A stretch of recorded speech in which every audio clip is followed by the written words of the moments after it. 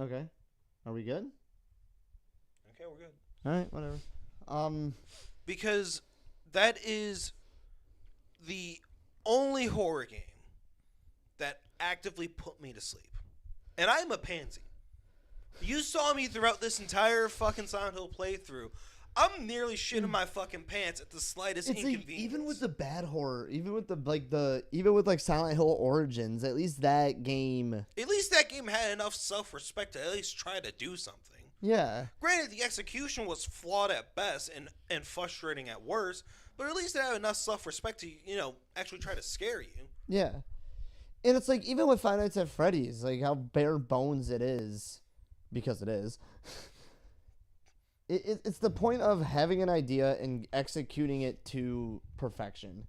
But I can still say, I have played the first Five Nights at Freddy's countless times through mobile, through the Steam Deck, through PC. When I'm in the headphones, lights turned off, just listening to the atmosphere and nothing's fucking happening in the game but just the footsteps, it still unsettles me. I think the first 3 games are still a staple. I think the first 3 games are actually good. I think the first FNAF, in my opinion, is the best FNAF. I think I prefer the second one. I think the first FNAF, in my opinion, is the best FNAF, although I say the fourth, for me, is the scariest. Well, yeah, the fourth is probably the scariest. I think the first one does atmosphere the best. Oh, yeah. If we're going off of atmosphere, it's the first... And I'm just going off of, the first 4 games, because, to me, that's all that really matters. Want to play Security Breach? If we are ever going to play Security Breach, it has to be the release version. What, the broken as fuck version? Yes, because I feel like without the bugs. Without the bugs, there's just nothing interesting there. But no, when it comes to atmosphere, the first and the third are the best. I'd say, in terms of atmosphere, it would go first, fourth, third, second. Because the second, you're just too busy pulling your hair out with all the animatronics to fucking focus on the atmosphere. The second one has the best gameplay. Oh, yeah. It's the most engaging gameplay, but it's not tuned the best, in my opinion. Because, I'm sorry, but nights 4 and 5 can go fuck right off. I hate those nights. Night 5 is a pain in the ass.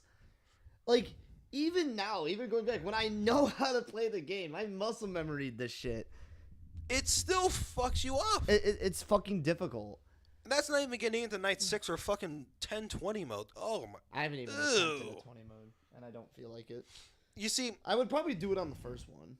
Oh, I have done 420 mode on the first one. It's really fun. Yeah. If anything, if there's any max mode in any FNAF game, you should. I think everyone should attempt at least for a couple fucking hours. It's the first 10, 420 mode in FNAF 1. Now, if only the movie could have turned out better. Hollywood just chooses the wrong games to make movies out of. Because I don't think you could. Oh, if anything, just make a movie out of the FNAF franchise itself, not any specific game. Well, yeah, just have it be about literally a security guard getting attacked by haunted animatronics. Yeah. But then to me, it's also like I think the fun of FNAF is lost in a movie sense. Because the whole fun of FNAF was digging up clues and stuff like that about the story because the story wasn't explicitly told to you. Yeah. And I think for a movie's sake, it kind of loses. I mean, I think, in my opinion, the fun of FNAF started being lost once Sister Location came out. I just think once he started releasing the books, I think. Well, yeah, that's around Sister Location is around the time when the books started to come out. And it's like, to me, it's like, and that's when you start to need to read the books in order to understand what the hell was even going on in the games, and that's when I lost interest because I'm sorry, but if you're telling a game that if you're telling a story that originated in the games, I shouldn't need to read 47 different books just to grasp what's going on inside the game. Yeah. And most people didn't do that. No. And it's like there are the diehard fans, and that's cool. Not for me. I after the fourth game, I completely lost. I mean, I still followed up until Ultimate Custom Night because the games were still fun. Were they scary? God no. Yeah. Aside from Pizzeria Sim, that one got to me a little bit. Yeah. But I like actually it wasn't an it was the it was okay, so I don't think I've ever told you this story before. But I picked up Security Breach at launch.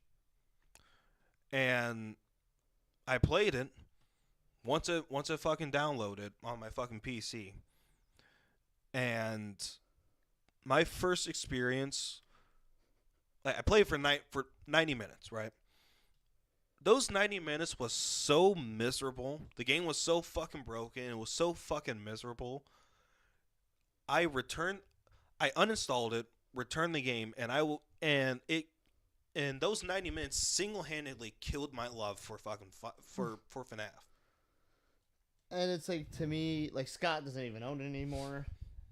Yeah, I mean he's still involved Yeah. in the franchise, but he doesn't own it. It's AAA now. I think FNAF has completely run its course. And it's whatever this new analog horror craze is going to be, because that's what's new now. In my opinion, I really, really think FNAF should have. I think Security Breach should have been its own contained story. Yeah. Because they tried to tie it in to all the other games, and it's just like, no, you have the chance. We had the bow set on the original fucking story. Leave it there. Yeah. Don't fucking touch it anymore. Create your own story. Create something new. But no, they just didn't want to fucking do that and bring back William Afton for like the sixth fucking time. It's like, stop. Let the man die. It's FNAF has ran its course. I mean, I'll still pay attention to what the series fucking releases. Yeah. Because there is some fun to still be had there. Yeah. But in terms of following the fucking story, God, give me a fucking break. No. And I will still begrudgingly go see the second movie when that comes out. Because sadly, it made enough money, the first one, to warrant a sequel. That's one of the very few movies that I've seen, and it was Trainwreck is not even a descriptor for what that movie was, and this is coming from someone like me who loves movies and thinks they're great. That movie was a fucking train wreck. The best way that I could describe it as someone who doesn't watch movies ever is, if you are a fan of the FNAF movie, you're going to think that it's great because of all the fan service it has.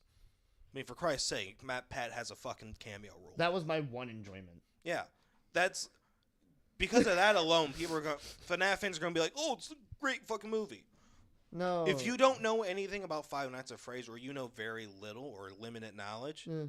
The one enjoyment I had, it's best skipping it over. The one enjoyment I had in that theater watching that movie, because I paid money to go see this movie,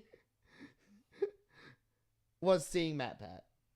It was like a full circle moment because he's retired now. So it was like, he's retired from all the Game Theory channels. Like, I know he's gonna come back and make Spot. Well, yeah, he's gonna make Spot appearances, but like after he fucking retired, he was on GT Live for a couple fucking months, but he even retired from that now. Yeah, good for him. You know, he left his mark. He's done everything he can possibly do. He's getting old. He has a family to raise and now. And it's the proof that you can be as influential on the internet as Matt Pat was and not be a piece of shit. Yes. I mean, nothing has ever come out that Matt Pat has talked to his fans all fucking sideways and shit. No, he's just genuinely a good dude who is interested in a lot of things, and he got part of its luck, part of its determination. But he's a genuine good dude who wanted to educate the masses through the lens of video games. And he has done all he could possibly do. Now, he has a kid. He has a kid, and that's why I have no problem with him fucking making the choice to fucking retire, because he can't do this forever, and eventually you have to be in your kid's life because they don't stay young forever. No, and it's like also like even when it comes to like YouTubers who don't have kids, like think like other gaming YouTubers like Jacksepticeye or Markiplier, when they need to take breaks, I understand, and I don't get that. Why are you doing it? No, They've been around for so fucking long. Let them take their little break and have a little bit of a mental error. Yeah. Because even with our little setup here and how little we've been doing this, it's still stressful for us. Yeah, because I cannot imagine what it is like for somebody as big as Jacksepticeye or Markiplier. It's still stressful for us, and we have an average of 2 viewers per stream. And so I can't even imagine what it's like to wake up every day and have this be our job. Yeah. And like, this goes to not just Let's Players of like the fucking 2010s and like 2010s, 2015s. This goes to live streamers that are doing it now. Yeah. Like the people you normally see on your fucking Twitch page. Those people, the people that make it consistently to the Twitch page, that is their full-time job. Oh yeah. They wake up, stream, eat some shit, and then go to bed. That is their entire fucking life. And it's like where, for us, if for whatever reason this doesn't work out for one reason or another, we have our other line of income. We go to work. Yeah. We only do this shit part-time. Yeah. Because at the end of the day, we still have our fucking jobs to go to. Yeah. And we still have bills that need to get paid. But it's like one, it's a blessing to even get the opportunity to live stream as your job. Yeah. Because with all the stress that comes with it, a lot like that's only like 30% of the fucking time. 70% of the time, this shit's fun as fuck. Yeah. Especially if you've had a rough day at work, you just get to come and stream and just de-stress. Mm-hmm. But it's like I can only fucking imagine like the dichotomy of this is your job now. Yeah. It's and it's like, to me, I would always just still want to work one day at my normal job just for my discount. But also to have some form of connection back to reality, have some money flowing in from elsewhere, no matter how little it is. I mean, it would be good to have that just as a connection back to a more stable life, just in case you need to access more of that stable life. Yeah. Because as much as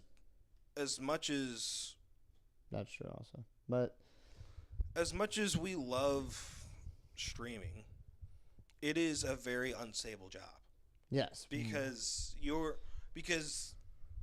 no matter who you are, your income is highly dependent on your viewers. And it's like where that's the thing where it's one of the reasons when you mentioned earlier about football players having podcasts. It's one of the reasons I really don't mind it, and why I think it's actually a good thing is after their career is over, they have something to fall back on. Granted, it's unstable. Yeah. But it's still something. Yeah. So if you keep your connection to a normal job because this job is not normal. I do not care what anyone says. It is not. Go to a normal job, become and still have that like blue collar work place ready for you. If something were to happen, you can always fall back. And I think that's very important. I think that's what a lot of streamers don't do. Like, they put all their eggs into the streaming basket, and if it goes wrong, then they have nothing to fall back on. Now there are people in life who have done that, and it's worked out incredible. And it's worked out for some of those people, and I can't talk shit about them because we're not in the fucking position to do so. Like, we got two fucking people doing this and shit. I will give them the utmost credit and respect for having the guts and the gall to say, This is going to be it, come hell or high water. yeah, where you throw your eggs in one basket. And so a lot of big businesses started where it was one risk. Yeah, because in order to get a career, you have to take risks. Some risks are more calculated than others, but it's like, I don't know, because in my mind, music and streaming are two of the same thing. They're both very finicky. It's a very low probability career, but if you can crack into that low probability career, there is a lot of money to go around there. Oh yeah. Because so few people are in that career path that once you're able to crack into that pool, there's a lot of wealth. Mm-hmm. But it's like, but the hardest part, okay, I don't want to say the hardest part because we're not there in either, but the hard part about it is cracking into that pool. Yeah. It's a lot of risk. Yeah. And it's a high risk, low reward. Well, high risk, high reward. It's a high risk, high reward, but the risk is always going to be higher. Yeah. Because not only are you betting that luck falls your way, you're betting on yourself as well. You're betting on yourself that if luck falls your way, you will have the work ethic and the knowledge to capitalize on that luck. Yes. And hopefully one day we will get there. I mean, we've just started. Yep. Look at our fucking YouTube channel. 76 people looked at our fucking channel and was like, I like those people. Yep. So Hell, look at our fucking Twitch. 15. I'll And take it. that's all natural. That's all natural growth. Well, there's only one way to go from here. Just keep Straight into Corey's upper decker. Anyways, we got to keep just fucking pushing through this shit. anyways, I work and open the close tomorrow, so I have to get home, eat, and then hit the fucking hay.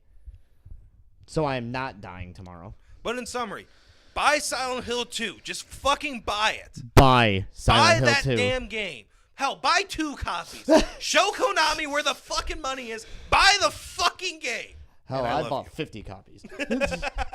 I wallpaper my room with copies of Silent Hill 2 on PS5.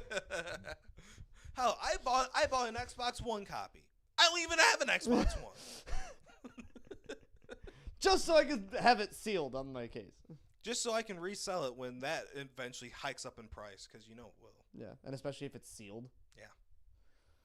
All right. Then I can submit it to DK Oldies, and they'll sell it for like $3,000 fucking bucks. And then you can't return it because the warranty has been voided. Yep. Because fuck you. All right. This has been Suboptimal Corey. Suboptimal Dalton is off taking his fucking PS5 out. We are going to be signing off for the fucking night. Expect Right to Hell Retribution very soon, YouTube. And if not, in anything we do together in the coming weeks will be fucking multiplayer streams, because we're just preparing for Right to Hell Retribution. Hold my fucking calf or something. And in terms of my solo streams, expect more Lions football. Expect more NFL head coach. We love you, motherfuckers. To the 2 people that stuck around consistently throughout the stream, we love you. Thank you very much. Lord Edward Alexander, we thank you for showing up yet again. You fucking pussy. December 5th is the big football stream of the year. It's Packers Lions. December 5th, Packers Lions. Be there, be square, motherfuckers.